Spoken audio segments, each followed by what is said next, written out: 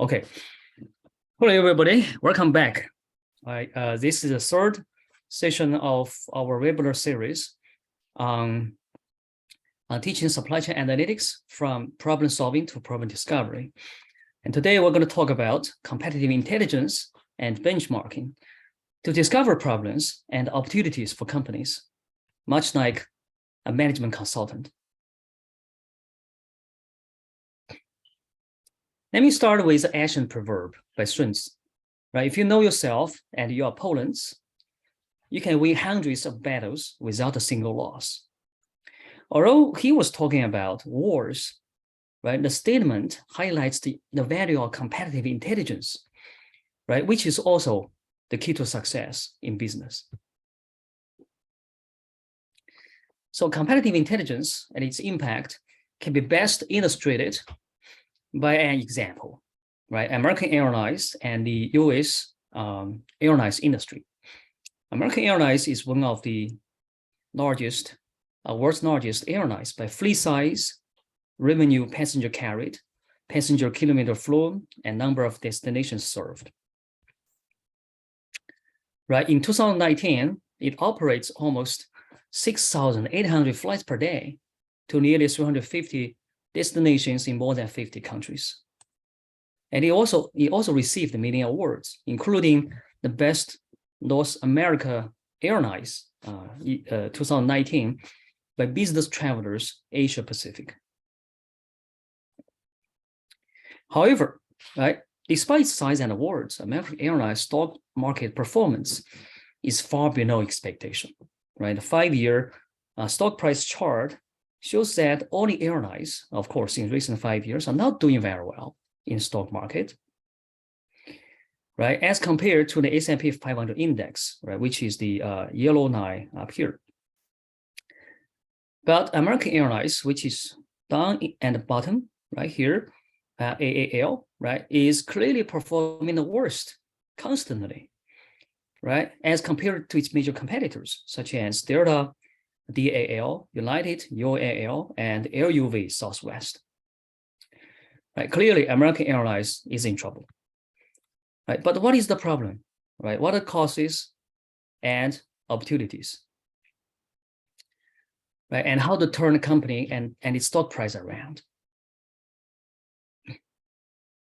So competitive intelligence and benchmarking, right, can provide insights necessary to discover the problems and opportunities by utilizing data analysis, right? Which includes 3 phases. The first is industry analysis, right? Such as an industry trend, competition intensity, value chain analysis to assess the industry potentials and the risk, right? For example, is this a sunrise industry or is this a sunset industry? And second, right, competition positioning, including profit frontier, enterprise ranking, and KPI examination to position this company in the competitive landscape. And finally, enterprise diagnosis, right, such as strengths and weaknesses, value driver analysis, and breakdown analysis, right, to discover problems and diagnose causes. Okay, the analysis can help us answer these questions, right? For example, what is the market potential, risk, and trend, right? Any external factors, right? Economic factors that may affect the industry as a whole, right? And what are the most valuable segments in my supply chain, right? What I mean is the most, let's say, profitable, right, industries in my supply chain, right? Maybe you can expand your business, right, to that segment. And where do I stand in the competitive landscape, right? And what are my strengths and weaknesses, right, relative to my competitors? So I can see where I can improve on, right? And finally, what factors may drive a company's financial performance in my industry? And of course, what are my key problems and causes? Right, these questions that were constantly asked by executives or top management in almost every company. right? The competitive analysis or intelligence can help us answer these questions. All right. Now, before getting to the detailed analysis, I first want to talk about industry classification. Just one slide. And because it is the foundation of competitive intelligence, right? One feedback I received from the past two webinars is that companies are so different that it's hard to compare them, apple to apple, which I completely agree. And this is the reason behind the industry classification, right? Which attempts, right, to group companies, right, to make them as comparable as possible. The industry classifications are, I have to admit that industry classifications are far from being perfect, but they are better than nothing, right? Because you can group companies not only by similar products and services, but also by similar products, similar customers and suppliers, right? That is similar positions in the supply chain. So they are widely used, right, in practice by government agencies, right, to track economic conditions, right, by securities analysts, right, to construct portfolios, and by business consultants and analysts to discover problems and diagnose causes. Right, as a simple example, right, let's look at the air transportation industry, right? Although the airlines, air freight, and airports are all a part of this industry, right? But they offer different services, right? And their customers and suppliers are also quite different, right? In fact, airlines are often the customers of airports, right? Thus, comparing an airline to another airline makes sense, but to an airport is quite pointless. All right, now let's first talk about industry analysis, the trend, right? To answer questions such as, what are the potentials and the risk of the industry, right? Is this a sunrise or a sunset industry, right? And what are the economic and the environmental drivers or factors that could affect the industry as a whole? All right, now let's first look at, I know there's a lot of numbers here, pictures here, but let me explain. Now, this is the trend analysis of the air transportation industries, right? We have air freight and logistics, we have airlines, right? And we have airport services, right? So what you can see here is the air freight, right, is bigger than the airlines in terms of total revenue, and which are far bigger than the airport services, which is at the bottom in green. And the air freight and the airlines are constantly growing, right? Before pandemic, right? When air freight continue to grow, but airlines and the airport services actually plummeted because of COVID, right? So in fact, almost all airlines, can hear that's the portion of profitable enterprises, right? In fact, all airlines and airports lost money during COVID, right? But good news is that they were bouncing back, right, in year 2001.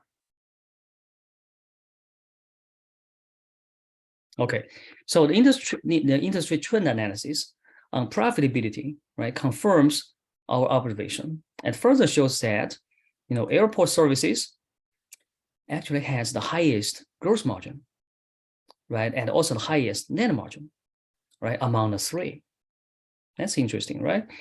And also, right, airlines has a higher margin, right, operating margin, right, and gross margin, and so on. Over all these years, right, until the COVID, right, that is because the passengers, right, flew both ways, round trips, but goods fly only one way, right? So typically airlines are more profitable than air freight. And finally, we notice that COVID-19, right, is detrimental to both airlines and airports, but air freight is not affected, Okay. So look at this. They operate in similar business, right? At least air freight and airlines, but in front of the pandemic, right? The impact is very, very different. Okay. Now let's look at the industry analysis of competition intensity, right? To answer questions such as, is this a monopolized, right, or competitive market? And can small companies survive and thrive in this industry? Okay, let's first look at the US airlines industry. And we can see that its industry is quite concentrated, right? With the largest 4 airlines, such as American Airlines, Delta, United, and Southwest, making up nearly 80% of the industry's total revenue.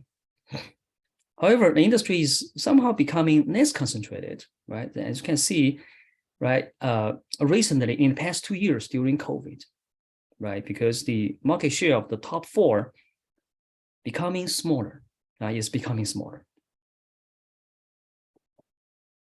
right? So now let's look at the air freight, right, industry. Right, the US air freight industry was more concentrated than airlines, right, with the top 4 companies taking nearly 90% of the industry's revenue.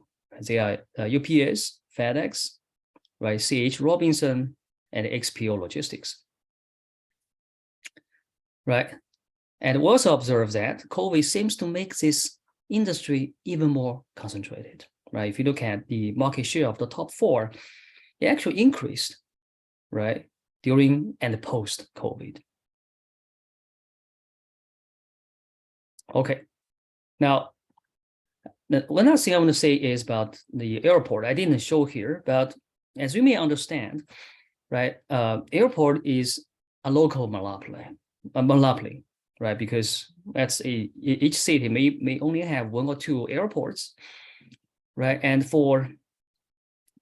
you don't really have too many choices, right? Now, if you look at the competitive analysis, you see the same thing, right? So airport services industry is actually the most concentrated, right, or monopolized, right, than air freight and airlines, right? So the point is, for a small company, right, it's really hard to survive and thrive in this industry, in these industries. All right, as a last step of industry analysis, right, let's look at the value chain analysis to answer questions such as, what is the most valuable segments of my supply chain? And should I stay in my core business or expand my business, right, upstream or downstream? All right, guess what? In airlines supply chain, we have airports, we have aerospace and defense, which provides the equipment, and even we can go even more upstream, right, to look at various different raw material suppliers such as fuel and oil companies. Right, this is the US airline supply chain 2021. Right, on the right you can see the major US airlines, right, which American Airlines, Delta, and United, and so on. Right, guess which segment, right, of this supply chain is most profitable in year 2021? I think you already have the answer, right? Which is actually the airport.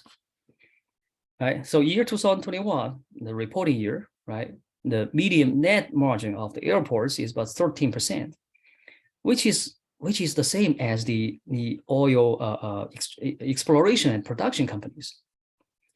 Right, if you look at airlines, it's negative 4%. Now, this is just for US. Let's look at the global scale.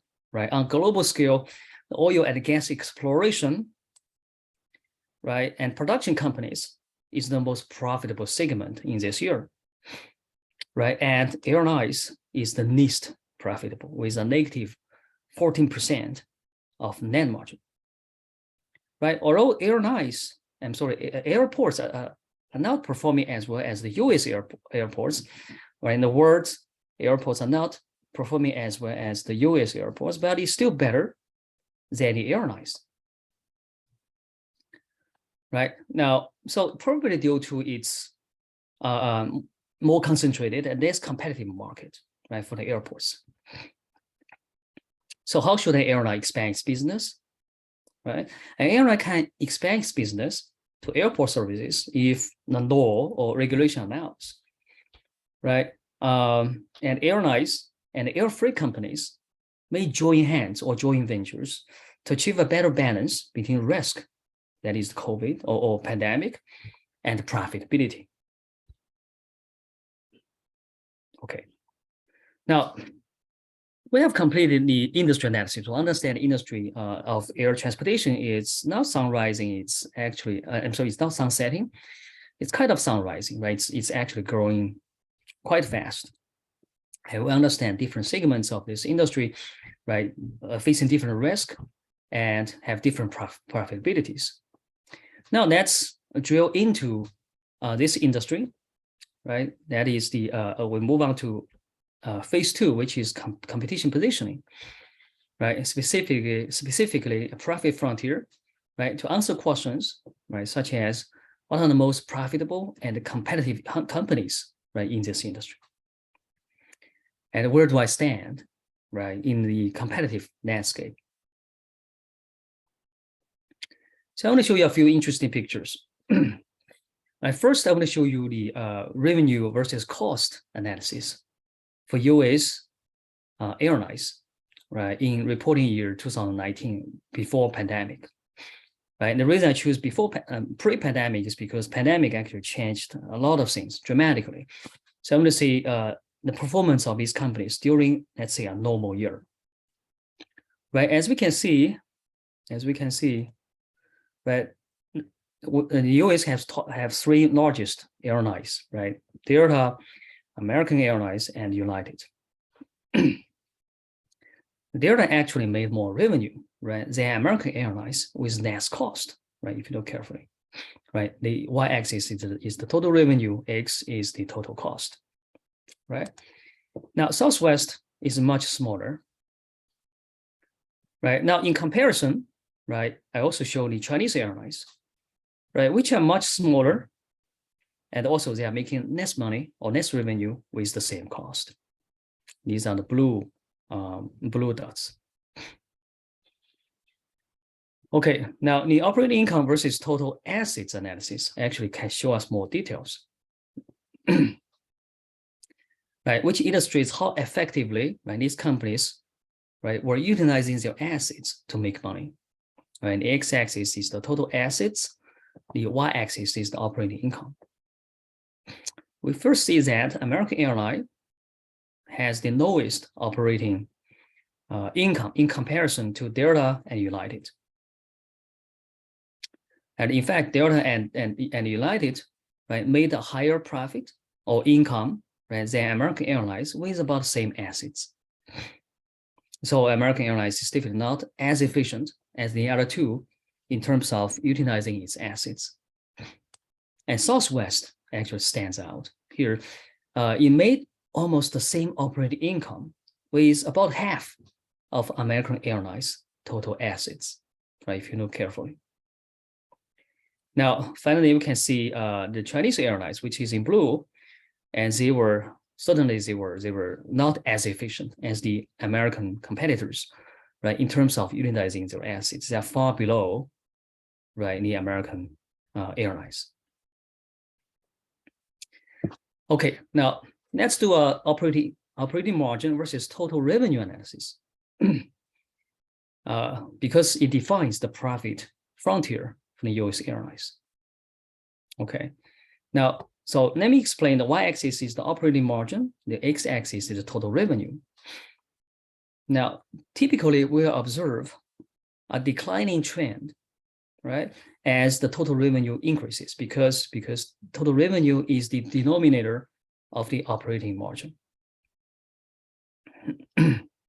Right, now we can see that Southwest LUV, right, is on the profit frontier, right, indicating its competitiveness. Right, Delta is also on the profit frontier, right, but the American Airlines is actually far below it, right? So in fact, right, American Airlines, and here's American Airlines, right, is the worst performer among its peers, right, in this group, that is United, American, and Delta. Okay, one last chart on this one. So now in the previous analysis, we look at their profitability, but we didn't look at their risk, right? In this chart, I want to look at both the return on assets, that is their profitability in some sense, and also their liability asset ratio, which is x-axis, right? So in this graph measures both return and the risk. And we can find that American Airlines liability is already greater than its assets in year 2019, right? And also has the lowest, right, return on assets. Now, Southwest LUV is the opposite case, right? It has the least liability asset ratio, but the highest return on assets. Now, Delta and United are somewhere in between, right? They have similar liability asset ratio, but Delta clearly has a higher return on assets. Right. So if we can summarize, right, American Airlines is the worst performer, right, on both risk and return.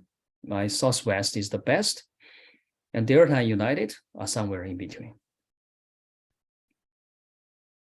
All right.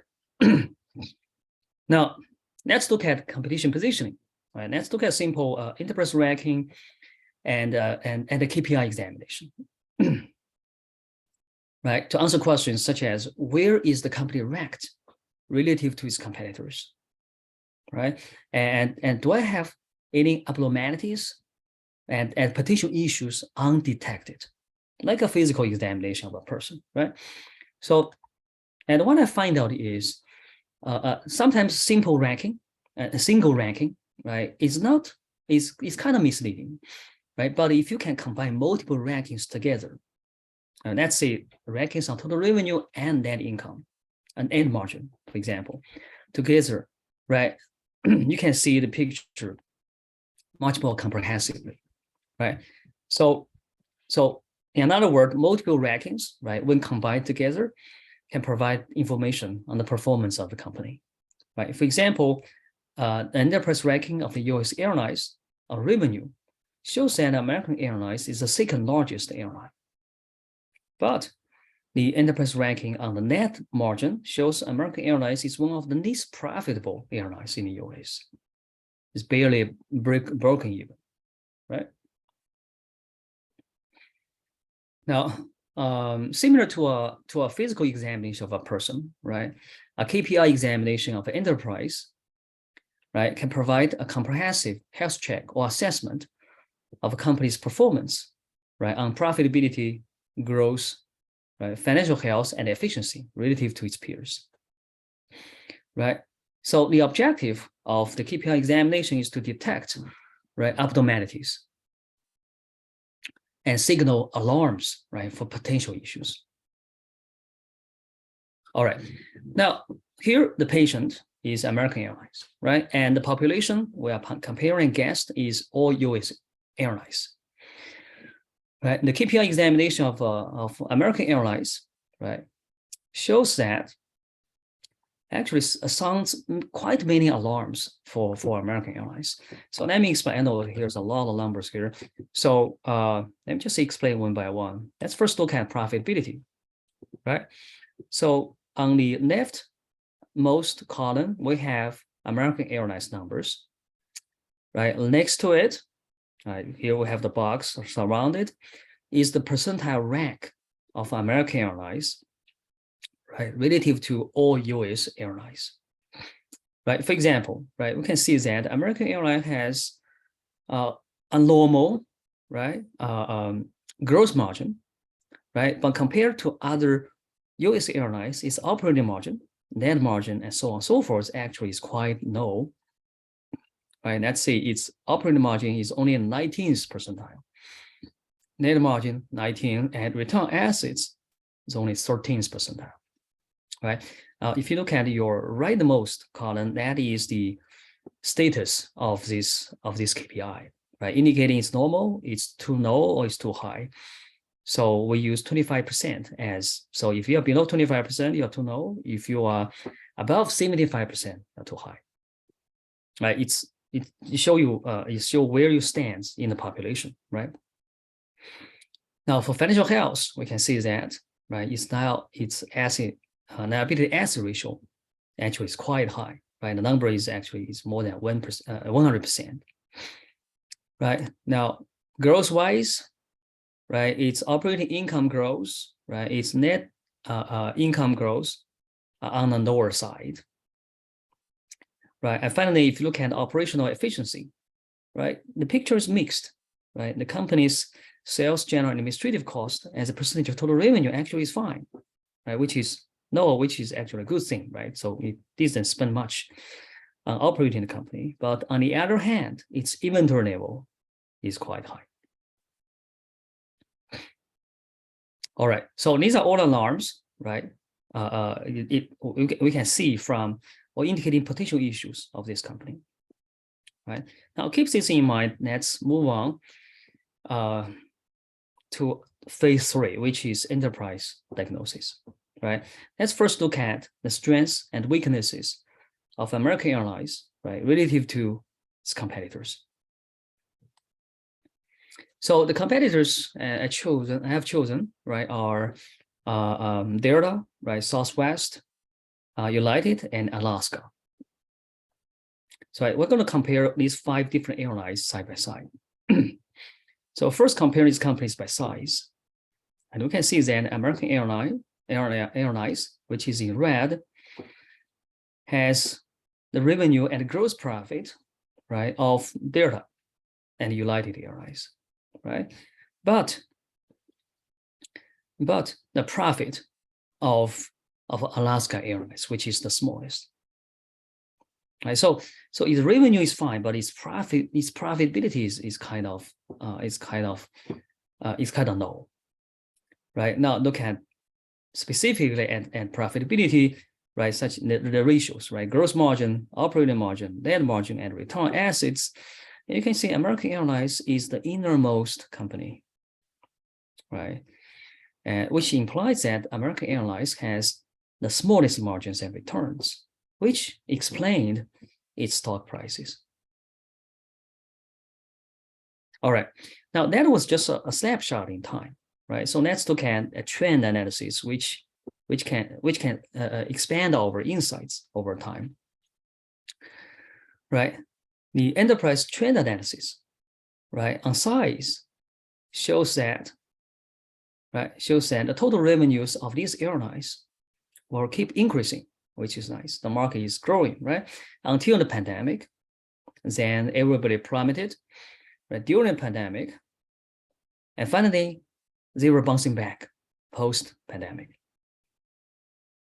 Right, the operating income of these airlines were stable, right, except American Airlines, which is in blue, right? It was actually declining in the operating income, right? It was declining actually before the pandemic. And during the pandemic, right, American Airlines had the sharpest decline and the smallest rebound, right? Now, let's look at the financial health, right, of these companies. And Southwest, we can see that Southwest has the best short-term financial health, right? It has tons of assets to pay off current liabilities. And if you look at liability asset ratio, right, American Airlines actually has the worst long-term risk, right? Its liability asset ratio is, well, is already above 1 and constantly increasing. Okay, now to conclude our analysis, we can use value driver analysis and breakdown analysis, right, to find out the factors that might drive these companies' performance, right?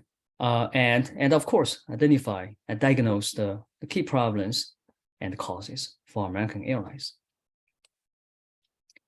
So after extensive search, right, over the data, right, it's a huge amount of data we have to explore. We look at different KPIs, how they're correlated, what we find out is we find a strong correlation, right, between the return on assets and liability asset ratio for the airlines, especially for US airlines, right? Which implies, right, a higher liability asset ratio may lead to a lower return on assets. Now, look at this, it's by different years, it's the same slope and very strong correlations. Okay, keep this in mind. Let's look at the revenue breakdown, right? Which can pinpoint, right, to the problems and causes of American Airlines, right? Let's first look at the US Airlines average, right? The cost of goods sold is about 74% of the revenue, which is very, very high, right? But if you look at American Airlines, right, it's 77%. So it's high. So American Airlines clearly has a higher, right, cost of goods sold than the industry average. And also American Airlines has high other costs. Now, other costs, all the costs, right, not belong to cost of goods sold, right, SG&A cost, research development, so on. So they could be interest on loans for equipment, government subsidies, and so on and so forth. Right now, so, and if you look at Delta Airlines, Delta Airlines has an average cost of goods sold, actually close to the industry average, but it has much lower other costs, right? It's about only 4%. And American Airlines is about 14%. Now Air UV, which is Southwest, right? Southwest, if you look carefully, actually has a lower cost of goods sold than the industry average.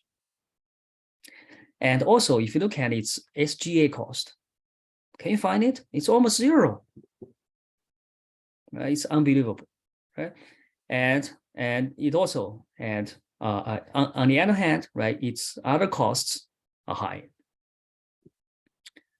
right? So I would say that Southwest, and as a result, Southwest and Delta has a higher net income, right, than the industry average and American Airlines, right? Delta stands out because of its lower other costs, right? Southwest stands out because of its lower cost of goods sold and SG&A cost. All right, the asset breakdown actually shows the causes, right, for the higher other costs.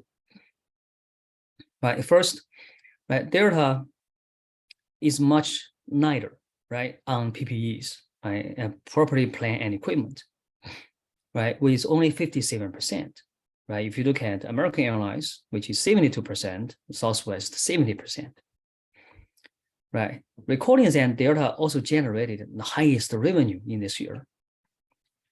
So that means Delta is very efficient, right? In comparison, of course, right? In asset utilization, right? With only 57% of the assets, it generates more revenue than American Airlines. And this lower PPEs also give rise to its lower other costs. Right? Now, Southwest, although has a high PPE, right? It stands out actually, and it stands out by controlling tightly its cost of goods sold and SG&A costs. Now, American Airlines, on the other hand, is heavy on PPEs, right? Has lower asset utilization and also higher cost of goods sold and also higher cost of goods sold. That's why it was not performing very well, right? So in summary, right, together with American Airlines high cost of goods sold, as we see in the previous slide, right, and also the high other costs, right? Now we find out American Airlines the reasons for American Airlines poor financial performance. Right.